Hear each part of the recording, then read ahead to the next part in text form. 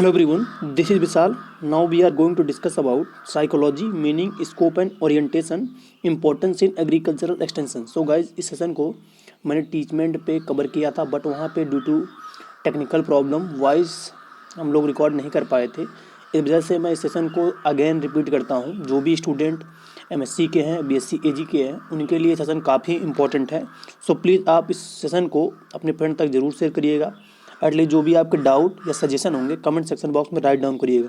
Session हम लोग start करते हैं। पहला हम लोग देखते हैं इंट्रोडक्शन कि व्हाट इज साइकोलॉजी क्या है। कि जो साइकोलॉजी पहला टर्म निकल के आ रहा है, the word psychology comes from Greek word. तो साइकोलॉजी एक इंपॉर्टेंट क्वेश्चन, साइकोलॉजी किस वर्ड से लिया गया है? तो ग्रीक वर्ड से लिया गया है। कौन सा वर्ड है? तो एक पहला हमारा साइकी है जिसका मीनिंग होता है सोल। सेकंड हमारा टर्म है लोगोस जिसका मीनिंग होता है साइंस और डिस्कस। तो सोल का जो स्टडी होता है उसको साइकोलॉजी बोला जाता है। सेकंड पॉइंट क्या है? Comparatively recent discipline emerged from philosophy. तो रिसेंट डिसिप्लिन है जो कि इमर्ज कहाँ से निकल के आई? फिलॉसफी से निकल के आई है। Next point, the word psychology is common but the common sense meaning does not serve the purpose of scientific psychology. तो जो साइकोलॉजी टर्म है वो कॉमन है, बट कॉमन सेंस में इसकी मीनिंग जो है वो एज ए साइंटिफिक साइकोलॉजी को की तरह सर्विस नहीं देगी। This reflect the difference between knowledge gained through scientific investigation and shrewd guesses and superstitions. तो जो डिफरेंस देता है कि नॉलेज जो हम लोग साइंटिफिक स्टडीज से गेन करते हैं उसके बीच में, और जो हम लोग गेस से, सुपरस्टिशन से, मतलब सुपर दूसरों से जो गेन करते हैं उसके बीच के डिफरेंस को बताता है। Next, no other field of science has so many different point of view as psychology. तो ऐसी कोई भी साइंस की ब्रांच नहीं है जो साइकोलॉजी की तरह डिफरेंट पॉइंट ऑफ व्यू रख सके। Next point, a person calling himself a psychologist is one who is well trained in knowledge of psychological principle as well as method of acquiring such knowledge। तो एक person अपने आप को कब psychologist बोलेगा? जब वो वेल ट्रेन होगा, उसको अच्छी खासी नॉलेज होगी, साइकोलॉजिकल प्रिंसिपल उसको पता होंगे, और जो भी मेथड है एक्वायरिंग के या जानने के एज ए नॉलेज के उसको अच्छे से उसको पता होना चाहिए, तो वो साइकोलॉजिस्ट बोला जाएगा। नेक्स्ट पॉइंट, डेफिनेशन हम लोग देखते हैं। तो एक पहली जो डेफिनेशन दी गई थी साइकोलॉजी की, psychology is the science of human and animal behaviour. It include the application of this science of human problem. तो साइकोलॉजी को क्या बोला गया है कि ये ह्यूमन और एनिमल के बिहेवियर का साइंस है जो कि इंक्लूड करता है, एप्लीकेशन करता है साइंस का ह्यूमन की प्रॉब्लम को सॉल्व करने में। सेकंड डेफिनेशन क्या है? साइंस क्या है? Science a body of systematised knowledge that is gathered bye carefully observing and measuring event. तो साइंस जो है सिस्टमेटिक नॉलेज है जो गैदर किया जाता है केयरफुल ऑब्जर्वेशन से और मेजर करके इवेंट का। सिंपल से वर्ड में science is a systematic knowledge. Then third point क्या है? Psychologist do experiment and make observation which other can repeat. They obtain data often in form of quantitative measurement which other can verify. तो psychologist जो करता है वो experiment करके, observation करके और अगर रिपीट करके उसको डेटा देता है जिससे क्वांटिटेटिव मेजरमेंट किया जाता है जो कि दूसरों के लिए वेरीफाई करने में इजीली होता है। नेक्स्ट, यहाँ से इंपॉर्टेंट निकल के आता है कि कॉन्टेक्सुअल जो फ्रेमवर्क हुए साइकोलॉजी में वो इंपॉर्टेंट थे कि जस्ट जो डिफरेंट साइकोलॉजिकल के स्कूल हुए, पहला निकल के आया, क्या निकल के आया कि साइकोलॉजी के जो डिफरेंटली पीरियड ऑफ टाइम हुए उसके हिसाब से नई नई डिफिनेशन निकल गई। पहली डिफिनेशन निकल गया है psychology as the study of soul. तो फर्स्ट ऑफ ऑल इसको बोला गया था कि साइकोलॉजी जो है कि वो सोल का स्टडी है। इसमें क्या निकल के आया कि emerge when it was studied by philosopher. तो ये कब निकला? जब डिफरेंट फिलोसफर ने स्टडी किया तब। Then next point, soul is considered as spiritual power. तो सोल को स्पिरिचुअल पावर बोला जाता है that could direct anything including behaviour. तो स्पिरिचुअल पावर है जो कि एनीथिंग हमारे बिहेवियर को रिप्रेजेंट करती है। However it was criticised. तो इस डेफिनेशन को कैसे क्रिटिसाइज किया गया? Soul has no physical existence, could not be heard or seen, had no weight or volume, so could not be made a matter of scientific study। तो इसको इस वजह से क्रिटिसाइज किया गया कि सोल का कोई फिजिकल एग्जिस्टेंस नहीं होता है, ना उसे हम देख सकते हैं, ना इसे मुझे सुन सकते हैं, ना इसका कोई वेट है, ना ही कोई वैल्यूम है। तो ये साइंटिफिक स्टडी का कैसे हम इसका साइंटिफिक स्टडी करेंगे, ये प्रॉब्लम आई। सेकेंड डेफिनेशन जो निकल के आई हमारी वो psychology as the study of mind. तो डिफरेंट साइंटिस्टों ने इसको क्या बोला कि साइकोलॉजी जो है माइंड का स्टडी है। The term mind was considered better as it was held responsible for all mental phenomena. तो टर्म जो माइंड है वो कंसिडर करता है जो भी मेंटल फिनोमिना होता है उसके लिए रिस्पॉन्सिबल होता है। Some aspect like problem of relation between mind and body, mental and physical phenomena remain puzzling. तो कुछ जो प्रॉब्लम रिलेट करती हैं माइंड और बॉडी के बीच में, जो मेंटल और फिजिकल फिनोमिना को रिमाइंड करती हैं, ये प्रॉब्लम आती है कि माइंड वाली भी डेफिनेशन जो है वो एक्सेप्टेबल नहीं हुई। नेक्स्ट क्या निकल के आया था, नेक्स्ट बोला गया psychology as the study of consciousness. तो इसमें क्या बोला गया कि कॉन्शियसनेस है मतलब माइंड का साइंस है, कॉन्शियस है। Conscious experiences are the aspect of human personality of which only the person himself is aware. तो कॉन्शियस पर्सनालिटी क्या है कि आदमी खुद को ही या कोई पर्सन है खुद के बारे में ही अवेयर बने या खुद के बारे में ही जाने, ये प्रॉब्लम आया। बिहेवियर यहाँ पे पब्लिक था, रिप्रेजेंट कर रहा था। Study of consciousness is explaining psychology become less objective and ultimately could not be accepted. तो कॉन्शियस का स्टडी जो करना था वो एक्सप्लेन साइकोलॉजी को नहीं कर पाई, इसी वजह से ये भी एक्सेप्टेड नहीं हुई। नेक्स्ट क्या निकल गया है कि psychology as a study of unconsciousness based on Freudian theory. तो सिगमंड फ्रूड थे, उन्हें फादर ऑफ साइकोलॉजी भी बोला जाता है। Behaviour can also studies when a person is unconscious in dream और स्लीप। तो बिहेवियर उसका कब रिप्रेजेंट होता है, जब वो ड्रीम में भी होता है, स्लीप में होता है, तो भी वो चीज़ों को ऑब्जर्व करता रहता है। नेक्स्ट क्या निकल के आया, more importance was attach, it was thought that nothing is complete in unconscious stage. तो जो मोर इम्पोर्टेंट था अटैचमेंट था वो थॉट था जो कि कंसील्ड नहीं होता था अनकॉन्शियस स्टेज पे होने के बाद भी। Lack of measuring device did not let the idea prevailing of longer time. तो यहाँ पे मेजर की हम लोग मेजर नहीं कर सकते क्योंकि जो हम ड्रीम होते हैं या वो होते हैं तो बहुत देर तक चीज़ों को हम ऑब्जर्व नहीं कर पाते या उसको सेव नहीं कर पाते, ये प्रॉब्लम हुई अनकॉन्शियसनेस डेफिनेशन में। नेक्स्ट डेफिनेशन कौन सी आई कि psychology as the science of human and animal behaviour, जो कि सोशली एक्सेप्टेबल हुई।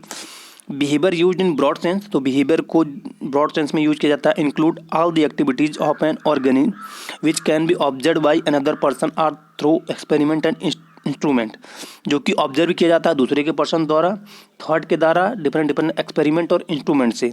Due to close relation between biological science it was only interested in human behaviour also in human animal behaviour. तो biology के close relation होने की वजह से इसको सिर्फ ह्यूमन की साइंस नहीं बोला गया, इसलिए इसको एनिमल का साइंस भी बोला गया।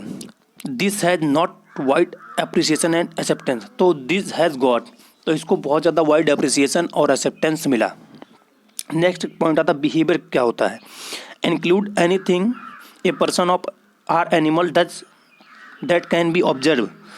तो ऐसा कोई किसी भी पर्सन का या एनिमल का कोई भी कैरेक्टर जिसको हम लोग ऑब्जर्व कर सकें सम वे में, लाइक माइंड में, थॉट में, फीलिंग्स में, तो उसी को हम लोग बिहेवियर बोलते हैं। बिहेवियर को हम लोग ऑब्जर्व कर सकते हैं, रिकॉर्ड कर सकते हैं और स्टडी कर सकते हैं।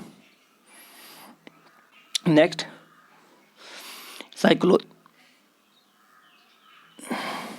नेक्स्ट क्या आया, हिस्टोरिकल अप्रोचेज ऑफ साइकोलॉजी। तो साइकोलॉजी में कुछ हिस्टोरिकल अप्रोच हैं, उसको हम देखते हैं। पहला क्या था, first department of psychology in India was established in Calcutta university in 1915। तो पहला जो साइकोलॉजी इंडिया में डिपार्टमेंट एस्टेब्लिश हुआ था वो कलकत्ता यूनिवर्सिटी 1915 में एस्टेब्लिश हुआ था।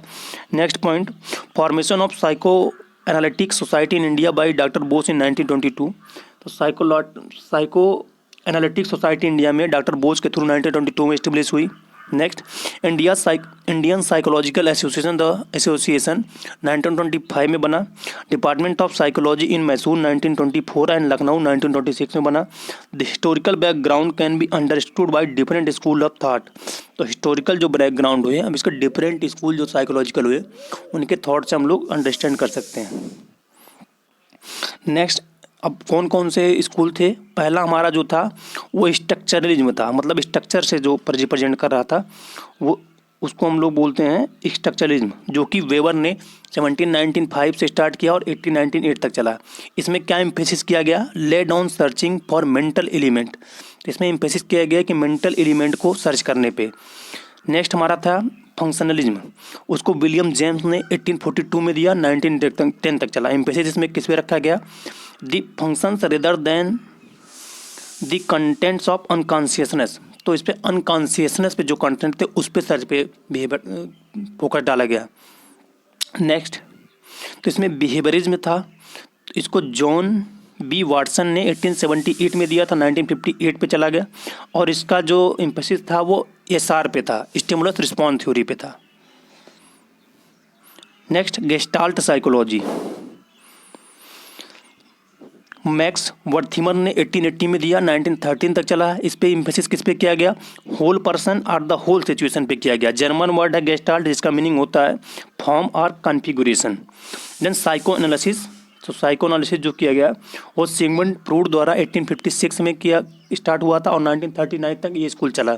एम्फेसिस किस पे किया गया? On unconscious mental process, theory of behaviour and mind which said that much of what we do and think result from urge or drives. तो अनकॉन्शियस मेंटल प्रोसेस पे किया गया, जो थ्योरी ऑफ बिहेवियर की होती है, माइंड की होती है, हम करते हैं और उसका रिजल्ट क्या होता है जो हम करते हैं, उसको अर्ज का और ड्राइव से हमारा आता है।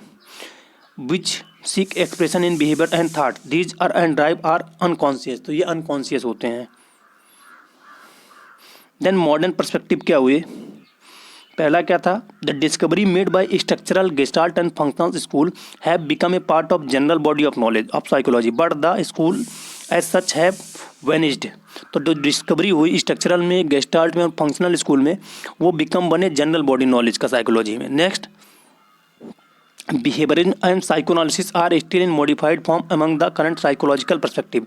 तो बिहेवियरिज्म में जो हुआ और साइकोएनालिसिस हुआ वो मॉडिफाइड फॉर्म था, जो कि करंट साइकोलॉजिकल पर्सपेक्टिव को रिप्रेजेंट कर रहा था। Next, with these new perspective which have arisen in last 50 year offer A rich variety of view point two choose from for understanding and describing behaviour.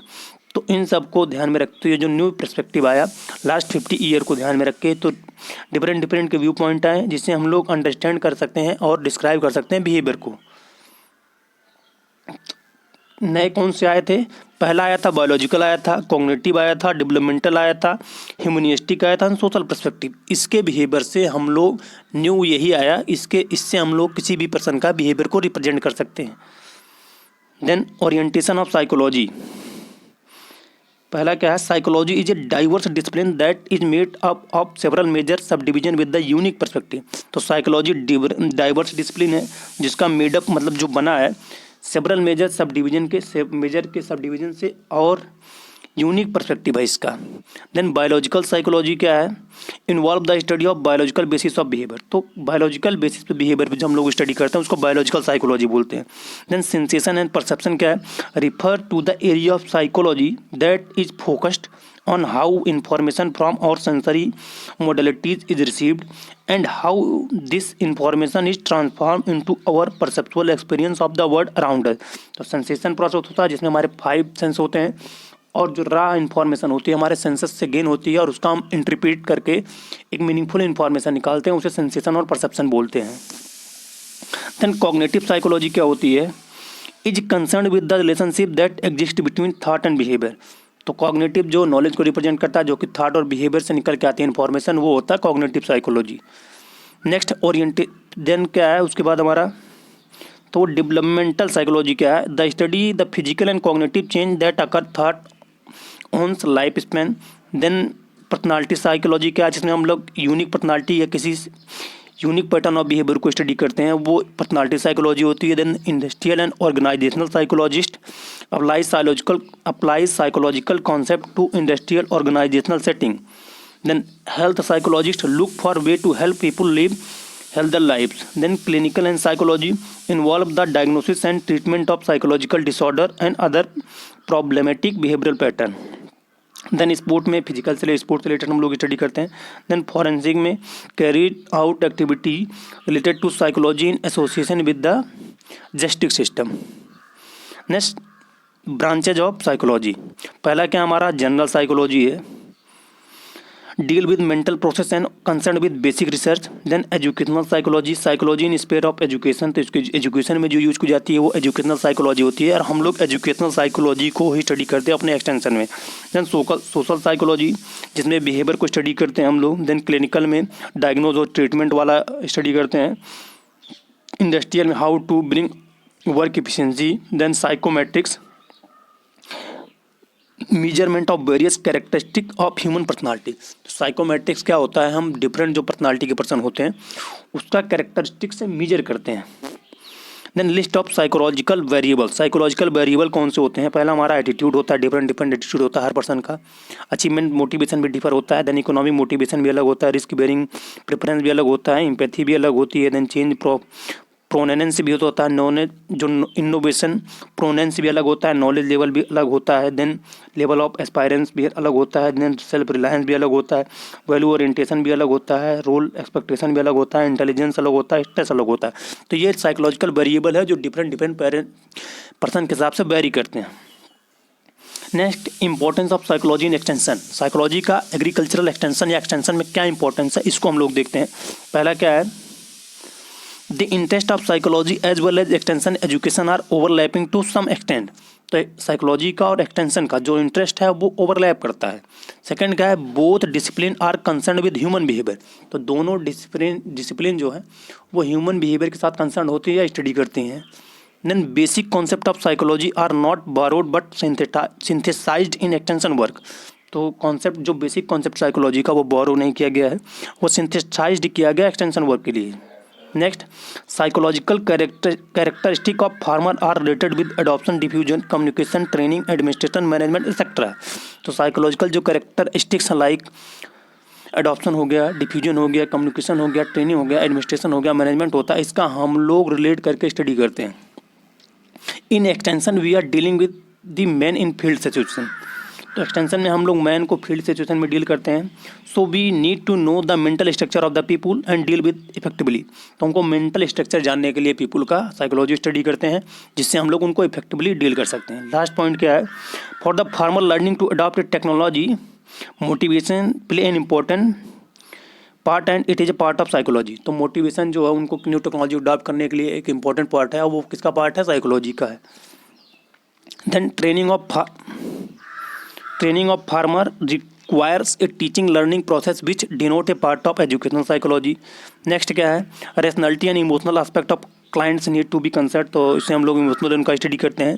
Then creating congenial environment in field, तो knowledgeable environment को हम लोग field में create करते हैं। Then psychology has given impetus to develop basic methodological tool to major important variable of practical use and academic exercise. Then last क्या है, the behaviour of the extension worker is also play very important. तो extension worker का क्या behaviour है वो सबसे ज़्यादा important play role करता है एक्सटेंशन वर्क में। तो thank you so guys, I hope session काफ़ी हेल्पफुल होगा। एटलीस्ट जो भी आपके डाउट है सेशन होंगे कमेंट सेक्शन बॉक्स में राइट डाउन करिएगा, सेशन में एंड करता हूँ। Thank you for listening.